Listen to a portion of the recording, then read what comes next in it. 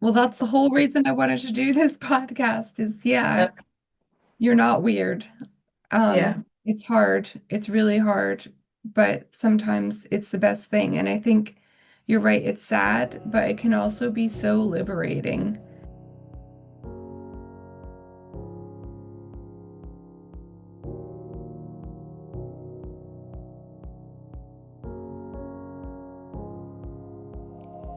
This is the Bad Mothers Podcast, where we dive deep into our maternal urges, or lack thereof.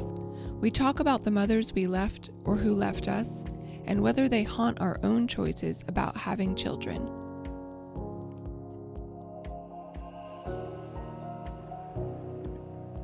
This is the final episode of Season 1 of the Bad Mothers Podcast. I want to thank everyone for listening and engaging with the show over the past 6 months, and for supporting this endeavor.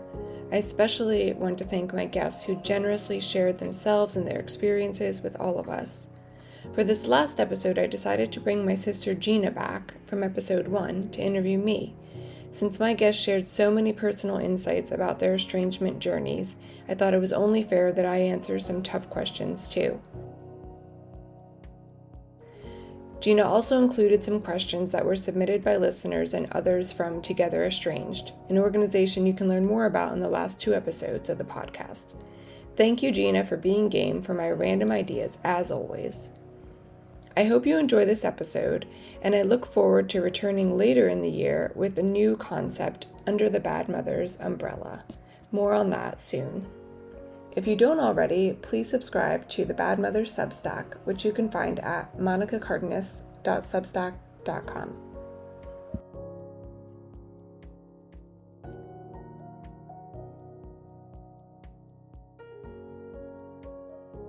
So, are you ready? Yes, I'm ready. Okay. Can you describe your relationship with your mother growing up? Oh, that's interesting because I think, I adored her growing up. I think even into my teens, even though there was a lot of sort of anxiety around our relationship, it was very much now that I'm older and I've experienced this, very much like a bad romantic relationship because when it was good, it was really good, and when it was bad, it was so bad. And I lived like in constant awareness of how quickly things could change. Mhm. So I think even from a young age, I wanted to stay in her good graces, and I was always thinking about how to do that. Because when she was happy, it was awesome. Mhm. I think I'm trying to remember like what things we did together, or I would tell her about the books I was reading. I remember that probably because she would tease me about how I told her like every detail of the book, and she would be going about her day, like cleaning up or cooking dinner or whatever, and I would just follow her around and say, and then this happened, and then this happened, and then this happened, and give her like the play by play of my books, and she would listen. And she, would always encourage the reading and like try to give me time and space for reading, and like sneak me into her room if you guys were bothering me when I was trying to read. So there were a lot of really I have nice memories. Um, but yeah, when I did something wrong or, not wrong, but something that upset her, I was very afraid of the consequences of that. So, you kind of answered well, maybe not. Were there any moments that you remember when you felt particularly close to her? Like, would that following her around, telling her about a Mhm. book, those? Yeah, yeah, I guess so. I think the times I remember the most were like when you all were young and I would like help looking after you. Um, Not probably not in any like real seriously responsible way because their memory's with her, so she was there, but like I liked the idea of helping her take care of you. Hmm. So I remember like times like that with her. Um, and some cooking, I guess, or like just time in the kitchen. Maybe not with me actively cooking, but just sitting in the kitchen and talking. Hmm. Um, but I had friends in high school who would say like their mom is their best friend, and I never had that experience. Like I told her a lot when I was young, like elementary school age, but as I got older, I feel like I started to withhold things because I was worried. I don't know, maybe that she would hold grudges or something on my behalf. Like if I told her something a friend did in high school that was, probably not nice, but I wanted to stay friends with them and I didn't want her, Hmm. pushing in on it. Maybe I was, thinking that way. I So maybe remember. I didn't tell her as much. Yeah, I remember feeling like that too. Mhm. She was super judgy almost. Yeah, yeah, I guess. And I don't know, maybe that's something moms do, right? If someone says something or does something mean to one of your kids, you would hold a grudge against them, right? I mean, I still hold grudges against people who were mean to you guys when you were little. So Yeah. I can understand it, but I wanted to stay friends with those people, I guess. So I didn't want her to know about it. Yeah. When did you first start to feel something was off or difficult in the relationship?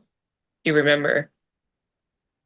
I remember like being young and feeling nervous, yeah, about get doing something wrong or making her mad. I don't think I knew that it was not normal to feel that way. Um, like it didn't occur to me that not everybody's home was like that for a long time, I guess. Probably like 14, 15. It's funny, I was writing about this the other day about when I started working at the diner down the street from where we lived. I was 14 then. And I think a lot of things started to come into focus for me there because I spent a lot of time with people who were a little bit older than me. Not that much older, but the other waitresses there were like probably in their mid to late 20s. Hmm. And they sort of like took me under their wing. And I started to tell them some things about mom that they said like, they felt bad for me. They never said like that's wrong or she shouldn't do that or whatever, but I could tell they like felt some sympathy for me and I thought, well, maybe that shouldn't be happening. I don't know. And then I think maybe I opened up more to friends as I got older or, saw that their homes weren't the same as mine and, things started to sort of come together for me around then, I think. Hmm.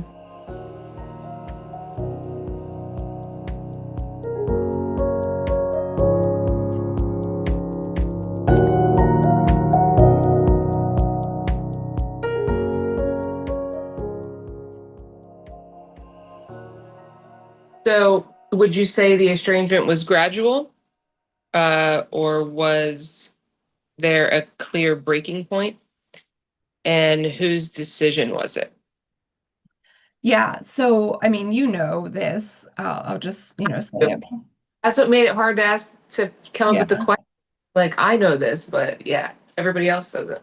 Yeah, I think it was sort of a gradual thing, and like in the essay I wrote about it for the Audacity, I think in retrospect, she was always leaving.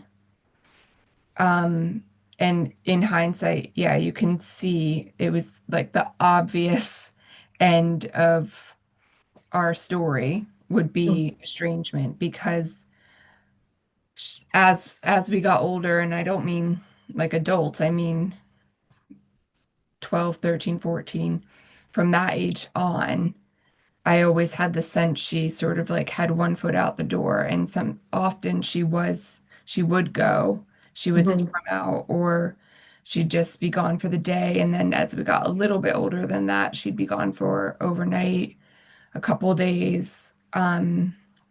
There were long periods where she gave me and the rest of us the silent treatment.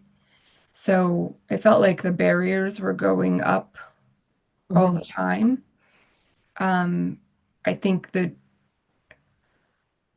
hard thing was that when she did that, we instinctively um, wanted to overcome it and fix it and like come back and figure out a way to bring her back to us, right? Mhm.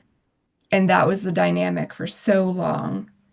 And I think the last time she put up that barrier, she said she didn't want to see me anymore. She didn't want to talk to me. She didn't want to take my phone calls. She changed the locks on our home. The last time that happened, I think she probably did expect me to keep fighting to reconnect with her. And I think I was just exhausted by it and didn't bother. And I think she was far too proud to be the first one to break, so she just won't. How So old were you? I was I was 23. Yeah. Okay. How has the estrangement affected other personal relationships that you have, family or not family? It's had a I think it had a big effect. I mean, it was when it happened, for years after it happened, I felt um ashamed and embarrassed to tell anyone close to me, like boyfriends and especially boyfriends' parents, because Mhm. I felt like it made me look bad, or like their mom would think that I was just a terrible daughter, or some heartless person. Mhm. Um and then as the years went on and I started to lose the shame and see the estrangement as, the best thing that could have happened because our relationship was so dysfunctional. Mhm. And it was 10 years on before that happened. Um, I started to recognize that my romantic relationships were following a similar pattern as what I had with her, where like the the person was like distant or unavailable in some way, or not fully committed. It was sort of like on and off or wishy-washy. And I like thrived on that, like win them over dynamic that I'd had with mom my whole life. And then when I saw that and I realized that I was following that same pattern, I, um, did everything I could to break that. And I'm so glad that I did see it. But that's how it's affected my relationships with you guys, with my sisters. I think I don't know. I think we'd probably be really close either way, whether we were still in contact with mom or not. But I think it's probably made us more reliant on each other for all Mhm. sorts of things, like emotional things, but also just advice. Mhm. Like we know to ask you about like medicine and anything, whether to go to the doctor or not. And we all sort of have our little roles that I think typically a mom might fill, but I'm just guessing. Yeah, you ever see those things when it's like, you call your mom for this, this, and this, and I'm like, no, it's Monica, Nessa, and Jesse for each specific thing. That's funny. Um, so what have been the hardest parts of the estrangement? Are there things you miss about having her in your life? And what emotions come up most often when you think about her, if any? Is that too many at once? What was the first one again? What was the hardest part? Parts of the estrangement. The hardest part was the very beginning, for sure. And I try to tell people that who are going through it now. It sucks. It hurts so much. I was so anxious and sad and felt so guilty for not doing what I knew she wanted me to do. Mhm. But I don't know, somehow I knew like this can't go on. It was exhausting. I was, I still feel sick just thinking about how nervous I was all the time. And I just couldn't keep up with it anymore. So I just, committed myself to not breaking down. And I mean, kind of, I don't know, is it to her credit? I don't know. There were times that I did call to check on her or like call a relative that I knew was in contact with her to check on her, which I'm sure got back to her, but she Mhm. never reached out to me. Mhm. Well, I mean, there were a few times on and off, which and I think probably anyone who's estranged has experienced. There's occasionally some attempt at contact made, but and mom did do that years and years later. She reached out again, but it was only for a couple of phone calls and it sort of fizzled out after that. I think we both kind of knew it was not the right thing. I don't know.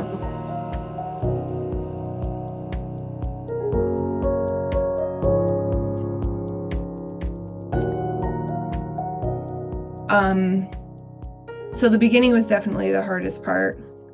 What was the second part of your question? Are there things you miss about having her in your life, and what emotions come up when you think about her?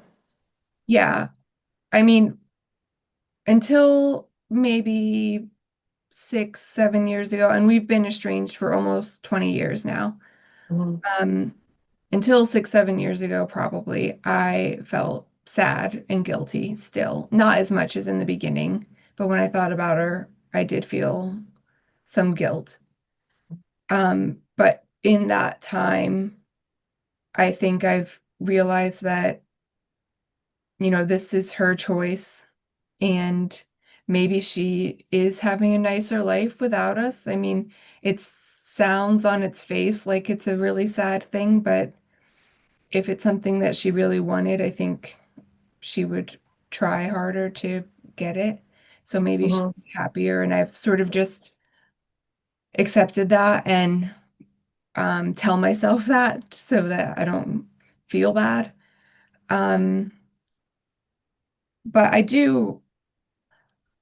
I've said this before, and we probably talked about it. I don't think I miss her, but I do miss the idea of a mom, or Mhm. maybe like the nice things that we were talking about earlier, like nice memories I have.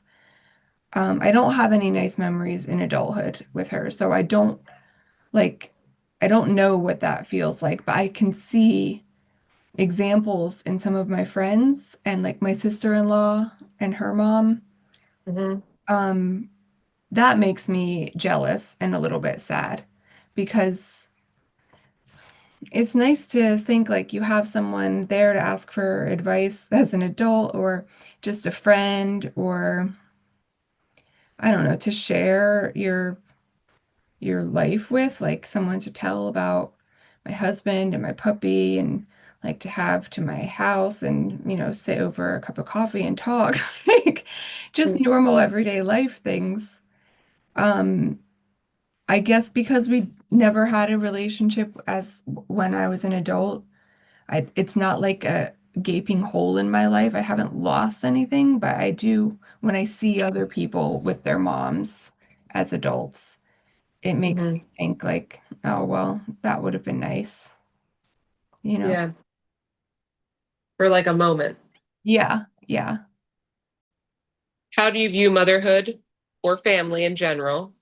And has your relationship with her changed your view? Um, I think motherhood, I'm not a mother.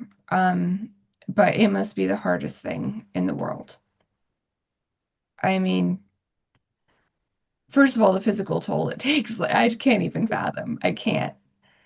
The idea of something growing inside me is just, I can't. I can't. So there's that.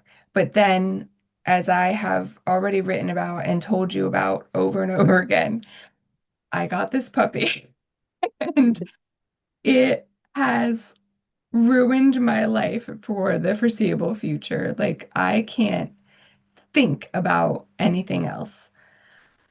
For even a minute. It is for, me, I spent until we got Annie, my puppy, I spent all my days exactly how I wanted to spend them. I went to the gym when I felt like it. I sat down and wrote when I felt like it. I work freelance, so I worked when I wanted to. And now my life is entirely dictated by her. And I don't like it. And all I think every day is, how does anybody do this with a human for a much longer period of time? And besides the toll on, the responsibility of it, there's the whole, like, the emotional aspect of it, I love this dog, but I can't possibly love it as much as something somebody grew in their body and birthed. So, or even, yeah, not to take away from adopted and step parents too. I mean, Right. a human being that is in your care. Um, yeah, there is, I'm sure a dog can't compare to that, but it is a small window for me into that vast responsibility. So, as I've said before, I don't want it. Mhm. It's too much. I think it's too much, um, for me. So the puppy is enough. I don't think that my feelings about motherhood have anything to do with mom and my, Before, and I don't see how. But go ahead. um, they don't, I don't know. I just don't see it as related to her.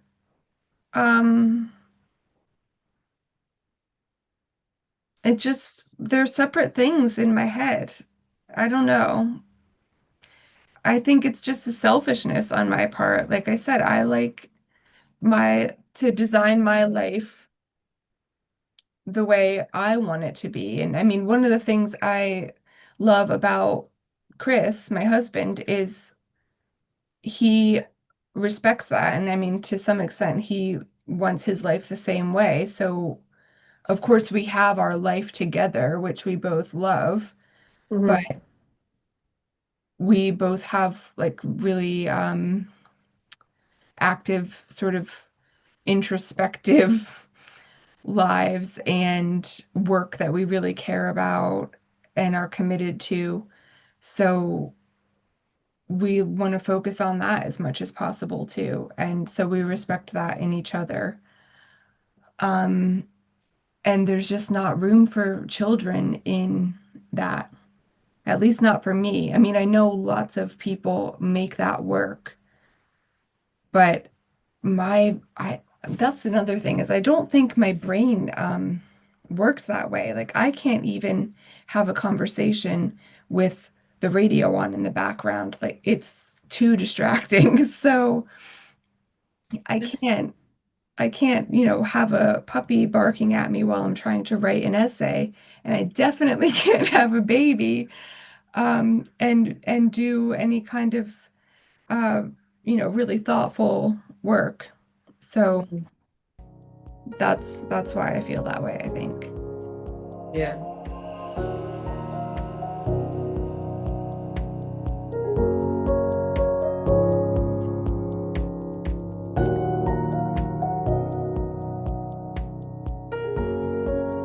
If you could tell your younger self something about this relationship, what would it be?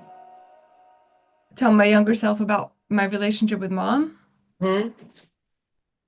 Oh, wow, that's a good one.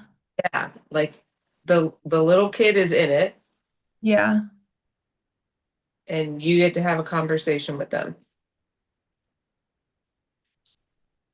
I would tell myself it's not your fault. It's not your fault. And take that responsibility away. I mean, that makes me really sad to think about myself as a kid. It's easy, it's easy to to think about it as an adult because I'm an adult now and it doesn't seem like it was that hard. It's just like part of my life. It was fine. But when I think about myself as a vulnerable child, feeling guilty for, you know, not not making a Mother's Day card or not putting my clothes away the right way or whatever it was that I, got in trouble for and had to spend hours or days being ignored. Mm. Um, that was really brutal. And I think if I had the one thing I would want to tell myself is, it's not your fault. And nobody told us that growing up. Mhm. And I mean, that's why we struggled for so long, I think. We didn't even tell each other that. Did you ever think about that? Mm. No, we thought it was our fault. No, isn't that crazy? We're Yeah. like, friggin' Jesse did it again. Like, now it's gonna suck for the next week because Vanessa did something stupid, like Yeah, you're right. kid things. Yeah. I mean, you're right. We did think it was, somebody's fault, not mom's. Hmm. But we didn't punish each other for it, did we? We kind of, yeah. We just accepted that's how it was and we're there for that one. Yeah. Because we knew, like, I felt like whoever was in trouble is who we kind of, we went to them and we tried to help them. I don't know. Yeah. Yeah. Um, do you think reconciliation is possible or even something you would want? I don't think it's possible. Mhm. I would absolutely want it in a fantasy world, and that fantasy is that mom calls me and says, I have been going to therapy every week for a year. I am sorry for the pain that I caused you. I really want to fix this, and I am going to keep trying as long as it takes. So, I mean, that won't ever happen. Right. Um, but I think if she had like committed to working through her issues with a professional, that would tell me everything. That would be her admitting that it's her responsibility to correct it and it would be her acknowledging that our relationship was dysfunctional and unfair. Um, Unfair to me. And I mean, like I said, that would change everything, but I don't see her ever doing that, unfortunately. If that did happen, that would be amazing. Mhm. Um,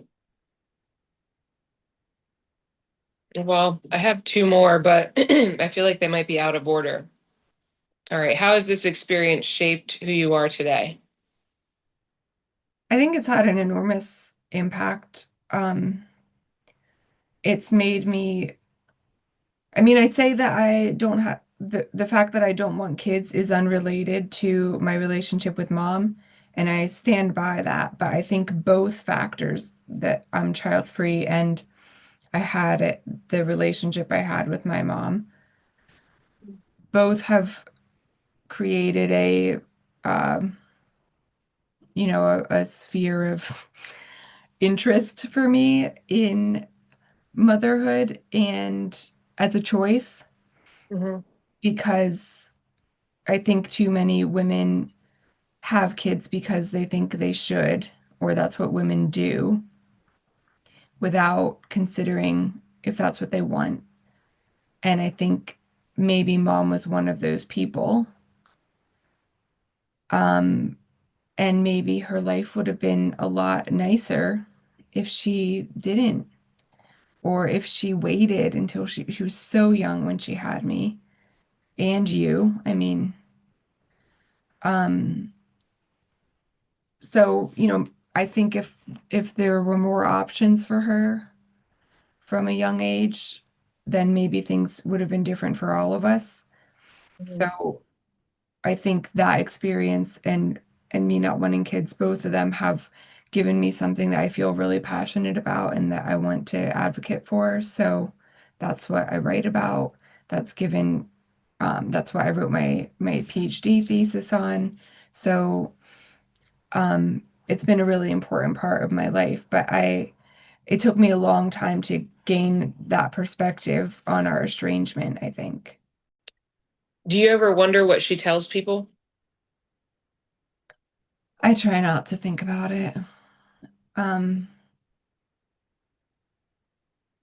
she, I wrote a story, where it's like fiction, but based on my experiences. So like auto fiction, Okay. autobiographical fiction, in which the mother runs off and she doesn't tell anybody she had kids. She just starts a whole new life. Or more likely, she tells people that we're horrible, ungrateful brats. Yeah.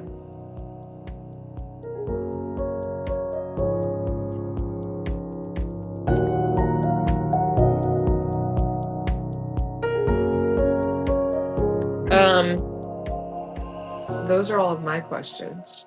Okay.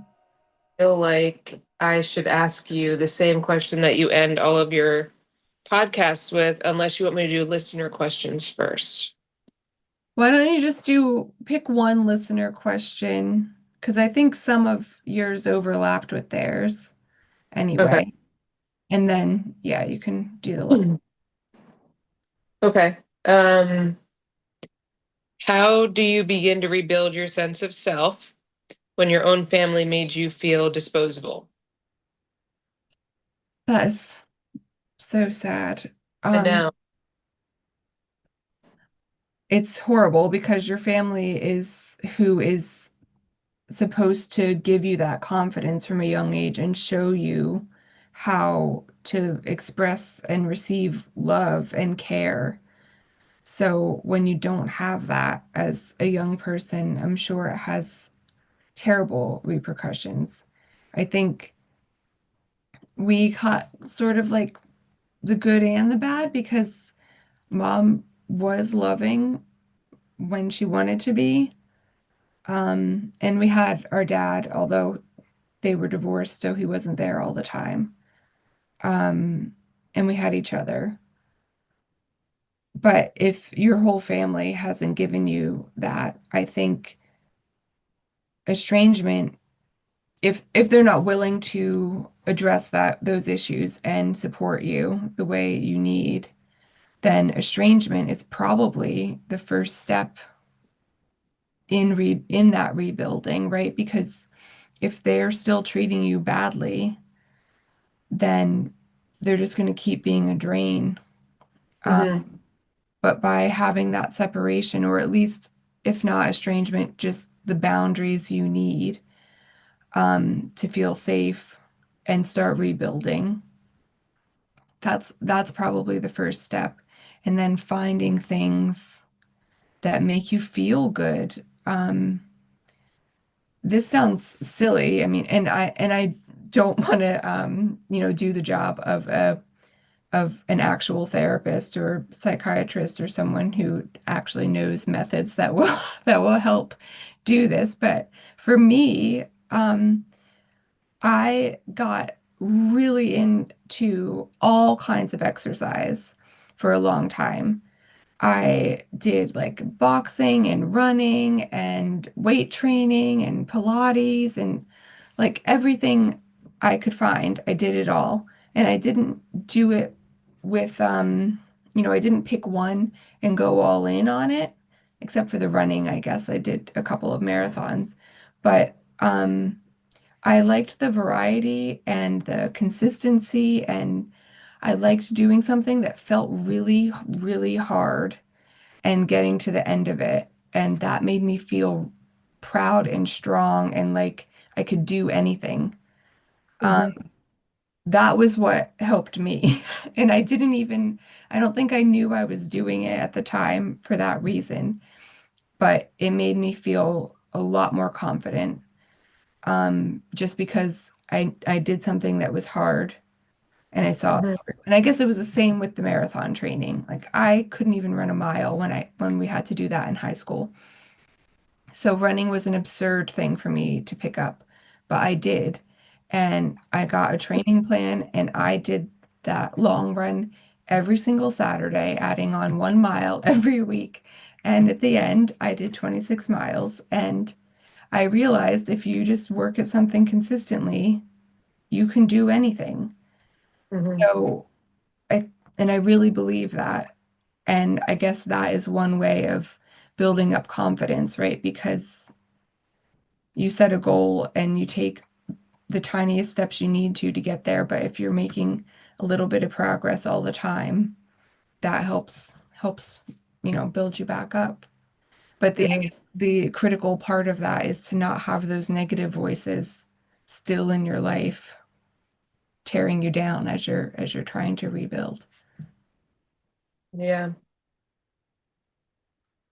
So what advice would you give somebody who's going through the same thing? That's how you end it, right? That's your. Yeah, yeah.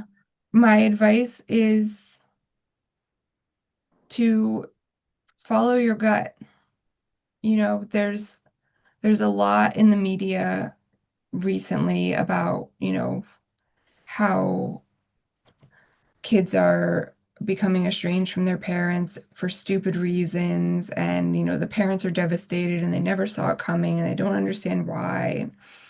Um, I find it hard to believe that anyone is deciding to cut off contact with a close relative over something that isn't devastating because it's as we all know, it's horrible, even if it's something that you choose to do. Mhm. Um, so I think, cutting out those voices, letting in voices you trust, like a therapist or a close friend, um, and yeah, trusting yourself is the most important thing. And then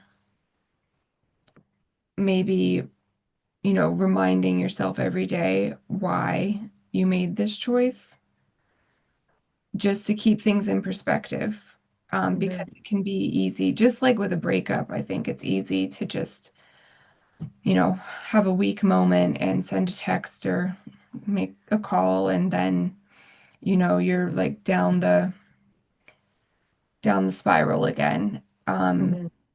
which helps nobody. Mhm. So I think, yeah, just follow your gut. Well, that's all of my questions. How'd I do? You did great. Yeah. Well, I'm happy to do it. And it is really sad and depressing, but I feel like your answers were the same as my answers, so they're probably Yeah. the same as a lot of other people who listen and are going through it. So it should make them feel like they're not weird or different or any. Yeah. Well, that's the whole reason I wanted to do this podcast is, yeah, Yep. you're not weird.